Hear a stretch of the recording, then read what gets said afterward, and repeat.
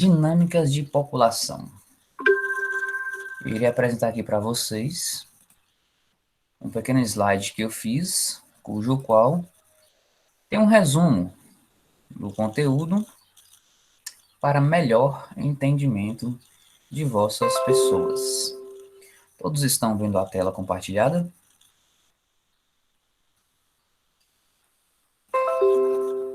Por favor, digam que sim ou que não. Sim, Certinho, então.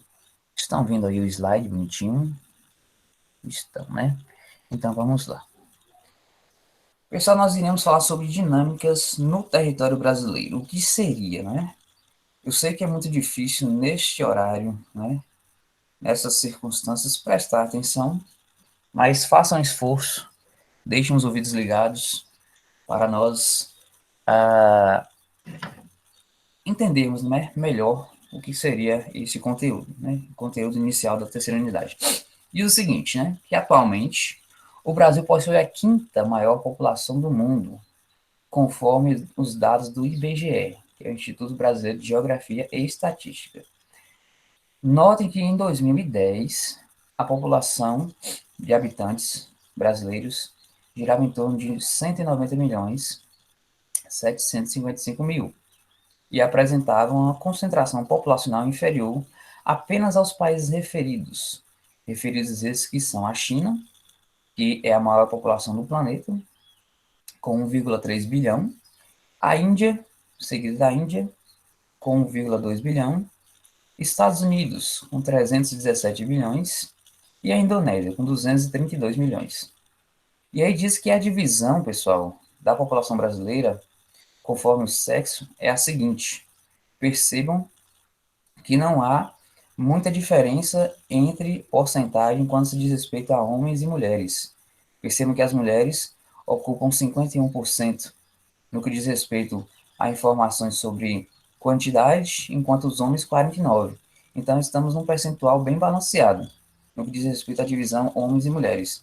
E também as mulheres são a maioria nas universidades, 57%. Isso é bastante importante, uma vez que tem se falado muito sobre a questão de espaço da mulher.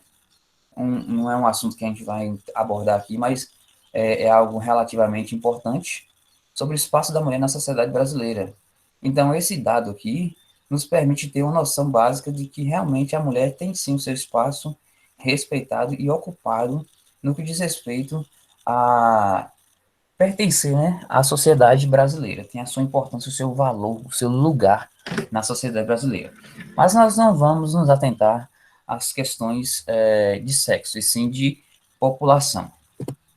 E diz o seguinte, que apesar de ser um país populoso, existe, pessoal, uma diferença entre população absoluta, que é o que vem sendo abordado aqui, e população relativa. O Brasil é pouco povoado, então perceba a diferença de população absoluta, ou seja, quantidade total, e de população ativa, né, por pessoas ativas, ou seja, população relativa, pois, né, sua densidade demográfica é de apenas 22,4 habitantes por quilômetro quadrado. O que seria isso? O que seria a sua densidade demográfica? É justamente a quantidade de pessoas por quilômetro quadrado. Percebam que muitas regiões do Brasil são pouco povoadas, enquanto algumas outras já são bastante povoadas. E aí diz o seguinte, que o seu território, né, o nosso território brasileiro, é habitado de forma extremamente desigual. Foi o que eu acabei de falar anteriormente. São Paulo é o estado mais populoso, e isso é de conhecimento de todos. Se não era, agora é.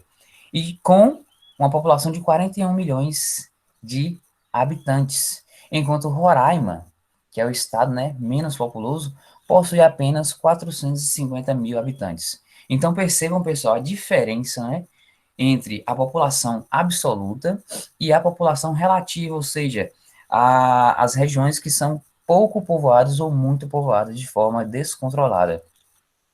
O país ele tem essa contrariedade. Ele, apesar de ser um país bastante populoso, com mais agora, né, de 200 milhões de pessoas, ele é bastante irregular e desordenado no que diz respeito à distribuição de pessoas por região. E aí diz o seguinte, que a ocupação populacional nas regiões, nas diferentes regiões, comprova essa concentração desigual. E percebam que a divisão, como está sendo feita aqui, o Nordeste possui 51 milhões de habitantes e a densidade demográfica dessa região é de 34,2 habitantes por quilômetro quadrado. E vocês vão percebendo a diferença. Percebam e prestem atenção. O Nordeste com 34,2 habitantes por quilômetro. Já no Norte, percebam também a diferença de quantidade. Existe 15 milhões de habitantes.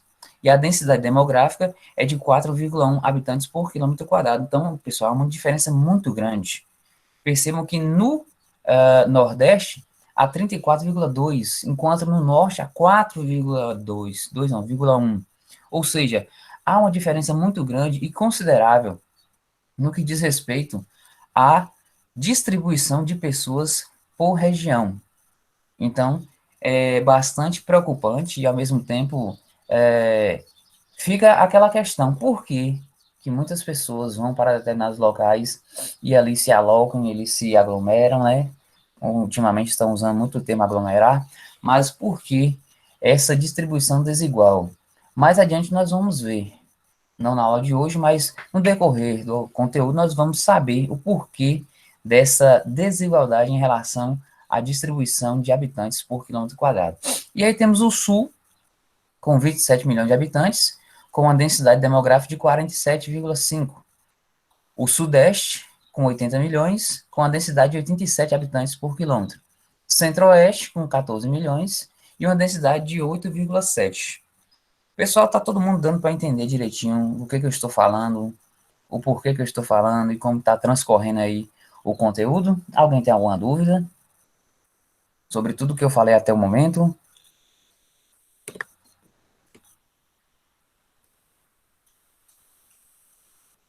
Pelo visto não. Acho que não tem ninguém nem assistindo, mas enfim, vamos dar continuidade. E após descobrirmos ou sabermos um pouco sobre a dinâmica de população, é importante também sabermos alguns conceitos, o que é, né, ou como são realizados e qual a importância. Aí diz o seguinte, que os estudos de população são realizados a partir de dados coletados pelos censos demográficos e pesquisas de campos, que são organizados e interpretados por instituições oficiais do governo e universidades. As informações do censo são utilizadas como referências para a formação das políticas públicas nas mais diferentes áreas da sociedade e segmentos da economia, apontando as fragilidades, potenciais e a evolução histórica dos aspectos mais importantes da nossa sociedade. O que isso quer dizer? Quer dizer que a importância de sabermos referenciar e principalmente termos dados a respeito sobre as mais diferentes populações nas mais diferentes regiões do Brasil culmina no que diz respeito à criação de políticas que vão fazer melhorias, né, como aqui está dizendo, na formação de políticas públicas. O que são políticas públicas? Por exemplo, a cidade de Maiquinique, ela precisa ser estudada em relação à quantidade de habitantes para que a gestão pública e principalmente a gestão do Estado tenha uma noção de quantas pessoas existem na região para saber quais são as necessidades básicas e principalmente o que pode ser investido e como será investido, para saber e principalmente apontar essas necessidades e fragilidades. E também por uma questão de registros históricos, como vocês podem perceber aqui no finalzinho, a evolução histórica, saber como era nos anos anteriores, como está sendo agora, e possivelmente ter referências de futuras necessidades básicas da sociedade, no aspecto de respeito à questão das pessoas naquela região, no caso, na nossa região. Beleza, pessoal? Eu espero que esteja tudo tranquilo em relação às informações e, a partir de agora, eu trago alguns dados e, principalmente, como que é feito, a explicação de como que é feito esse tipo de estudo, a partir do estudo que a gente vai ter, no caso que eles terão, eles vão saber como lidar, como criar políticas de planejamento para o desenvolvimento ou a manutenção dessas pessoas nessas regiões. E diz o seguinte, que a realização dessas análises exige também a compreensão, ou seja, precisamos compreender alguns conceitos fundamentais, né, que, empregados pelo estudo da população brasileira e do mundo, serão destacados da seguinte forma. Taxa de natalidade. Alguém sabe o que é taxa de natalidade? Alguém sabe aí, pessoal? O que é taxa de natalidade? Tem alguém vivo aí?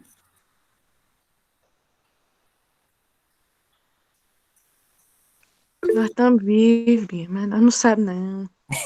Gente, pelo amor de Deus, fala pelo menos que não sabe, que eu vou saber que vocês estão aí. E falar pelo chat não dá, porque eu estou voltado para o slide aqui, não tem como eu sair para ver.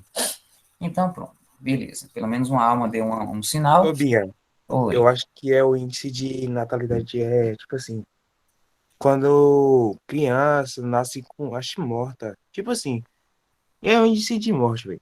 Acho que É, é isso. aqui como o próprio nome A aqui. porcentagem de nascimentos ocorridos. Isso, Quantas crianças nascem vivas por ano? isso, nossa. Ih, ilumina, ilumina aí. Isso, amém, graças a Deus. Então é justamente isso aí, Ô, professor. Glória! Natalidade é justamente isso aí, são a quantidade de pessoas que nascem, e também tem alguns dados que nós vamos ver mais adiante, que existe um percentual daquelas que morrem antes de completar um ano, mas enfim. O que é a taxa de natalidade? É o número de nascimentos multiplicado por 1.000 ou por 100% da população. Então, a partir daí, eles vão fazer um cálculo, cujo qual você pode dividir, né, o número de nascimentos por 1.000 e dividir não, perdão, multiplicar por 1.000 e dividir pelo total da população. A partir daí nós sabemos quantas crianças nascem por ano, quantas principalmente morrem antes de completar um ano. Isso a gente vai ver mais a seguir. Da mesma forma que se dá também o, o registro, o conceito sobre taxa de mortalidade. Natalidade é nascimento, mortalidade é morte. Então, número de mortes multiplicado por 1.000 ou por 100%, dividido pelo total da população, pela população total. Aí vocês perguntam, mas professor, por que tem que ser feito isso? É justamente essencial fazer isso para ter o controle das políticas públicas e principalmente investimentos. Eu não vou, por exemplo, investir na cidade numa cidade que nasce mais, no caso, investir não, no caso, eu vou investir pouco, uma cidade onde existe mais de 1.000 nascimentos por ano, digamos assim, né, hipoteticamente falando. Eu não vou investir muito numa cidade cuja população morre mais do que nasce pessoas por ano. Então, é uma questão de lógica e principalmente de controle, né, para sabermos o que investir, onde investir e como investir. Taxa de fecundidade. O que seria? É a média de números de filhos das mulheres entre 15 e 45 anos. Eu pergunto a vocês, no cenário atual que vivemos na nossa cidade, vocês acham que a nossa taxa de fecundidade está alta ou está baixa? Mike e Nick hoje Altíssima. está altíssimo, né? Por quê? Porque as mulheres entre 15 e 45 anos estão todas tendo bebês, estão todas Eu acho engravidando. que até de 10 tá tendo. É, depois do dia 10 para, né? É a moda que eu não quero entrar. Enfim. Então, pessoal, a taxa de fecundidade é justamente essa. É a média de número de filhos das mulheres entre 15 e 45 anos. Mortalidade infantil, foi o que eu falei anteriormente. O que que é? Crianças que morreram antes de completar um ano de vida. Então, isso aí é medida a cada 100 ou a cada 1.000 crianças nascidas. Então, essa é a taxa de mortalidade infantil. Expectativa de vida, vocês já sabem, né? Que é a medida, a idade que a pessoa pode alcançar ou a população pode alcançar. Crescimento vertical. O que que é crescimento vertical? É a diferença entre o número de nascimentos e o número de mortes. Então, à medida que ocorrem nascimentos e à medida que vai transcorrendo as mortes. Então, este é o conceito que baseia-se no crescimento vertical. Migrações. Existem diferenças, tá, pessoal? Eu até me confundi antes, mas agora já está bem claro no que diz respeito à diferença de imigração e emigração. As migrações são movimentos duradouros da população. E existem duas divisões. As imigrações, prestem minha atenção e anotem se vocês quiserem ou puderem. Imigrações é a entrada da população. quando se diz respeito a imigrantes. O que é um imigrante? Ah, tem muita gente que é imigrante, ou seja, que eles vieram para cá, ou vieram para o Brasil, ou vieram para a Bahia. São imigrantes de outras regiões. E emigrantes são pessoas que saem, né? São a saída da população. Mike e Nick, existe muito mais emigrantes do que imigrantes. Concordam comigo? Irão concordar sim, uma vez que sabemos a nossa realidade. E existe também outro tópicozinho, que é o crescimento horizontal. Vimos do crescimento vertical e temos agora o crescimento horizontal, ou saldo migratório. Existe diferença, tá, pessoal? Pelo amor de Deus, gravem isso aí na cabeça de vocês. O crescimento horizontal é a diferença entre emigrações e imigrações. Não tem nada a ver, voltando aqui, ó, com o crescimento vertical. O vertical fala sobre mortes e nascimento. O horizontal fala sobre entrada e saída, ou seja, imigrações e emigrações, certo? Caso depois vocês queiram, posso estar disponibilizando esses slides também para vocês estudarem. O crescimento vegetativo, o que seria? Taxas de natalidade e mortalidade, a diferença entre as taxas de nascimento e de morte, assim como o crescimento vertical, só que a diferença está entre o número de nascimentos e o número de mortes. No caso aqui é crescimento vegetativo e aqui é crescimento vertical. E temos o bônus demográfico. O que seria? É a situação em que a população ativa, com potencial para ocupar postos de trabalho e mercado consumidor, supera os inativos, ou seja, crianças e idosos. Então, quando se fala de bônus demográfico, estamos falando da atuação das pessoas dentro da sociedade, que são aqueles trabalhadores. Percebam aqui, ó, que com potencial para ocupar postos de trabalho. E quando se fala nisso, não se inclui crianças e idosos, uma vez que são inativos. Então, esse bônus demográfico diz respeito às pessoas ativas dentro da sociedade, ou seja, são os trabalhadores de uma determinada cidade ou região. E por último, temos o crescimento total. E o que seria? É a diferença entre o crescimento vegetativo, a gente volta aqui, né? Crescimento vegetativo é a diferença entre natalidade e mortalidade, e o saldo migratório, ou seja, o crescimento total é a diferença entre pessoas que vão e vêm, que entram e saem, com as taxas de natalidade e mortalidade, ou seja, faça um cálculo em relação às pessoas que vão e vêm da região, cidade ou lugar, com o número de mortes e o número de nascimentos, beleza? Então, quando se perguntar o que é crescimento total, vocês irão dizer que é a diferença entre o crescimento vegetativo e o que seria o crescimento vegetativo. Diferença entre as taxas de natalidade e mortalidade e o saldo migratório. O que é o saldo migratório? Saldo migratório, me perdi aqui agora.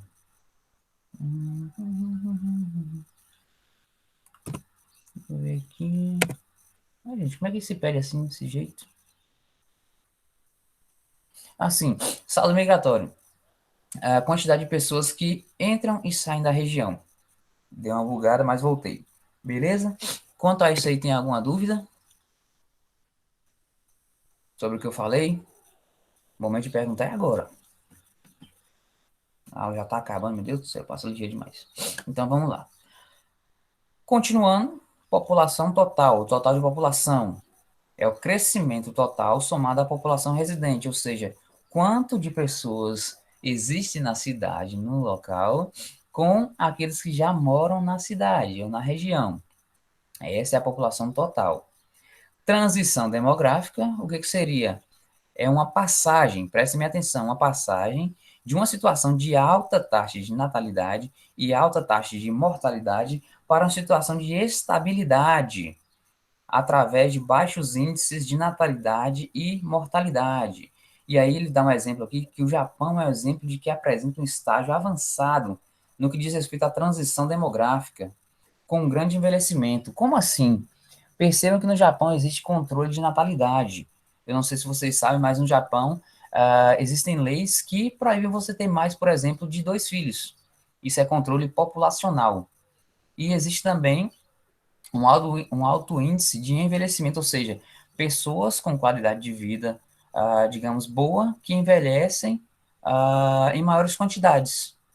Entenderam? Então, essa transição demográfica, ela passa de uma situação ruim, ou seja, onde as taxas de natalidade, ou seja, nascimentos estão altas, juntamente com as taxas de mortalidade, ou seja, as mortes estão altas, passam a ter estabilidade, revertendo esse quadro, tendo os índices de nascimento, ou seja, natalidade e mortalidade baixos, enquanto a expectativa de vida da população aumenta. E aí vocês percebem que no final, com o grande envelhecimento, esse grande envelhecimento é o resultado desse controle, dessa transição. É uma transição do negativo para o positivo. Na verdade, fica naquela questão de estabilidade. Então, há um controle populacional para evitar que os recursos, principalmente naturais, e os recursos para a subsistência da população se acabem. Imagine aí se caso o Japão continuasse sem controle populacional, continuasse a ter filhos, continuasse a crescer sua população, consequentemente, aquela região não teria mais como sustentar tanta gente em um único local. As reservas naturais iriam se esgotar e a população iria, consequentemente, se extinguir pouco a pouco. Então, tudo aquilo que sobrecarrega, uma hora acaba por ser destruída. Beleza? E nós temos. Professor, Oi. algo interessante é que enquanto o Japão não incentiva a natalidade, outros países da Europa incentivam a natalidade porque as mulheres têm pouquíssimos filhos. Isso, exatamente. É esse controle desordenado e principalmente essa falta de políticas públicas e volto a frisar aqui de novo, a divisão demográfica no mundo, não só no Brasil, mas no mundo, ela é muito desordenada. Então, há essa necessidade em alguns países, como você disse aí, de ter mais pessoas, enquanto há outros locais que não precisam. Então, é uma questão de lógica. Mike Nick precisa de gente? Precisa. Mas não necessariamente é obrigatório ter tanta gente aqui, até porque os recursos naturais são finitos. Então não há essa necessidade. Já outros locais, cuja divisão, cuja distribuição demográfica é baixa, existe sim essa necessidade. Uma vez que, se existem recursos suficientes para, por exemplo, 20 mil pessoas e tem só 10, não é que está ruim, mas pode sim ser feito algo para poder crescer a população daquela região, cujo qual há um suporte para manter a quantidade de pessoas que a região sustenta. Então, isso é bastante importante e, ao mesmo tempo, contraditório, né? Enquanto alguns locais têm aí que as mulheres engravidarem para ter mais pessoas na região, outras, elas são proibidas porque já tem gente demais. E continuando aqui, migrações externas, o que seriam? Seriam movimentos intracontinentais ou intercontinentais. São dentro do continente, tá, pessoal? Dentro, não, perdão, fora do continente. Externas, fora do continente. São pessoas que vai e vêm de um país para o outro, de um continente para o outro. Isso é bem simples de entender, uma vez que é somente a saída de pessoas ou de uma determinada população para outra região, outro país ou outro continente. E migrações internas são movimentos intrarregionais. É como muitas pessoas aqui, por exemplo, fizeram este movimento de migração interna. Saíram daqui, foram para Nova Serrana, dentre outras regiões aqui dentro do nosso próprio país. E por último, nós temos o êxodo rural, que é um movimento duradouro no sentido campo-cidade, ou seja, pessoas que trabalhavam no campo. Isso é bastante impactante no que diz respeito à história do Brasil, uma vez que no começo da colonização e após se estabelecerem, boa parte da população brasileira nesse início era do campo. E após o desenvolvimento das tecnologias de maquinário, principalmente indústria, essas pessoas passaram a vir do campo para a cidade, procurando melhores condições de emprego, uma vez que ficou, por um certo tempo, insustentável as condições no campo. As cidades vieram tomando espaço até que ficou-se inviável estar trabalhando no campo. E hoje ainda temos pouquíssimos exemplos, mas ainda existem, de pessoas que vêm do campo para a cidade para procurar uma condição de vida melhor. Então, quando se diz respeito ao movimento do campo-cidade, ou das pessoas que vêm do campo para a cidade, estamos falando de êxodo rural, ou seja, transposição de pessoas do campo para a cidade. Beleza? Pessoal, esta foi a explicação. Eu espero que tenha sido proveitosa no que diz respeito a entendimento. Alguém aí tem alguma dúvida a respeito sobre o conteúdo? Oi? Alguém tem alguma dúvida a respeito? Tenho não. Pois bem, eu espero que tenha sido proveitosa essa aula.